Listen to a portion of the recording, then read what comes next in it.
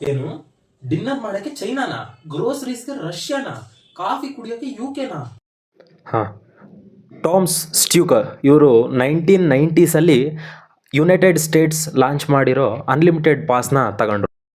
ಹಾ, ಇದ್ರ ಬಗ್ಗೆ ಕೇಳಿದೆ. ಆ ಪಾಸ್ ಪ್ರೈಸ್ 2 crores ಇತ್ತು ಅಂಡ್ ಅದನ್ನ ತಗೊಂಡ್ರೆ ವರ್ಲ್ಡ್ ವೈಡ್ ಅನ್ಲಿಮಿಟೆಡ್ ಆಗಿ ಎಷ್ಟಾದ್ರೂ ಟ್ರಾವೆಲ್ ಮಾಡ್ಬೋದು ಅಂತಲ್ವಾ?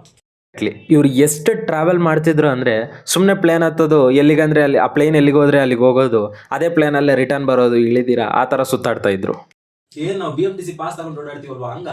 ಕ್ರೋರ್ಸ್ ವರ್ತ್ ಅನ್ಲಿಮಿಟೆಡ್ ಪಾಸ್ನ ತಗೊಂಡು ಇವರು ಸುಮಾರು 25 crores ವರ್ತ್ ಟ್ರಾವೆಲಿಂಗ್ನ ಮಾಡಿದ್ರು. ಅಂದರೆ ಹೆಂಗೆ ಅಂದರೆ, ಸುಮ್ಮನೆ ಲಂಚ್ಗೆ ಅಂತ ಚೈನಾಗೆ ಹೋಗೋದು, ಡಿನ್ನರ್ಗೆ ಅಂತ ಹೇಳ್ಬಿಟ್ಟು ರಷ್ಯಾಗೆ ಹೋಗೋದು, ಗ್ರೋಸರೀಸ್ಗೆ ಅಂತ USA ಹೋಗೋದು, ಆ್ಯಂಡ್ ಲಾಸ್ಟ್ಗೆ ಕಾಫಿಗೋಸ್ಕರ ಅಂತ UK ಹೋಗಿದ್ದಾರೆ. ಒಂದ್ಸತಿ ಹಿಂಗೆ ಪ್ಲೇನ್ ಹತ್ತಿ ಒಂದು ಕಂಟ್ರಿವರೆಗೂ ಹೋಗಿ ಅಲ್ಲಿ ಇಳಿದಿರ ಸೇಮ್ ಅದೇ ಪ್ಲೇನಲ್ಲೇ ರಿಟರ್ನ್ ಬಂದಿದ್ದಾರೆ. ಈ ರೇಂಜಿಗೆ ಇವರು ಈ ಪಾಸ್ನ ಮಿಸ್ಯೂಸ್ ಮಾಡ್ಕೊಂಡ್ರು.